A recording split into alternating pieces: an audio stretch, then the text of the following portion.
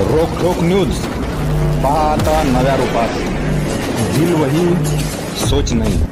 संपादक मकरंद साठे. सांगितलं होतं की जसे यांच्या पायाखालची वाळू घसरत जाईल, इलेक्शनचा टेम्पो चढत जाईल, तसे खूप घसरणार आहेत. कालचे जर यांच्या लोकांची भाषणं बघितली, अत्यंत खालच्या पातळीला जाऊन यांनी भाषणं सुरू केलेली आहेत. अजून यांना त्याचा शिखर गाठायचा आहे.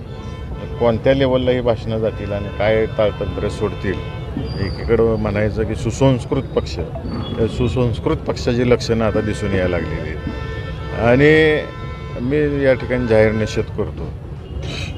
विठ्ठल कारखाना एकाला अशी औदुंबरांनी उभा केला आहे, वसंतराव काळेंनी चालवला आहे, त्याच पद्धतीनं भारत बालके साहेबांनी चालवलेलं आहे आणि आज अभिजित दादा चालवत आहेत. सहकार ही चेअरमन किंवा संचालकाची संस्था नाही, ही सर्वसामान्य सभासदाची संस्था आहे. आणि सभासदांनी निवडून दिलेली बॉडी ही विश्वासाने दिलेली आहे. ती काही पैसे देऊन निवडून आलेली बॉडी नसते. एक विश्वास ही आपला माणूस संस्था नीट चालवल, पुढं नेईल, चांगलं करेल, भलं करेल या हेतूनच शेतकऱ्यांनी निवडून दिलेली असते.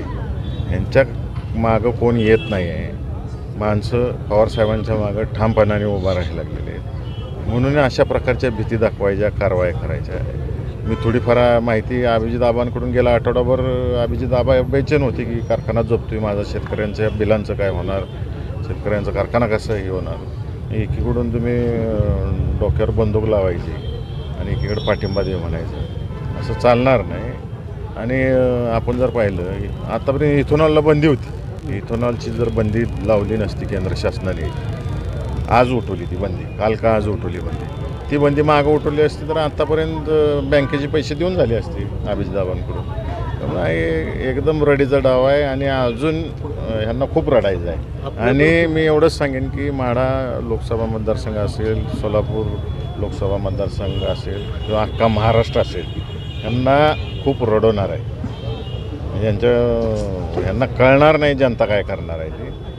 आणि अलीकडे जर बघितलं आपण उमेदवार जे उभे राहिलेले आहेत, हे स्वतः उमेदवारांनी उभं राहण्यापेक्षा जनतेने उमेदवार उभे केलेले आहेत. आपल्याबद्दल मोठं षडयंत्र सुरू असल्याचं कळतंय. काय तुमच्यावरती 302 दाखल केला माझ्यावर असं काय केला की बयानं बी अडकवण्याचा प्रयत्न सुरू आहे. हो का, फेमसच त्यासाठी ते. त्यांना मैदानात उतरून कुस्ती खेळायची सवय नाही, अशा सगळ्या गोष्टींचा आधार घेऊन लढायची सवय.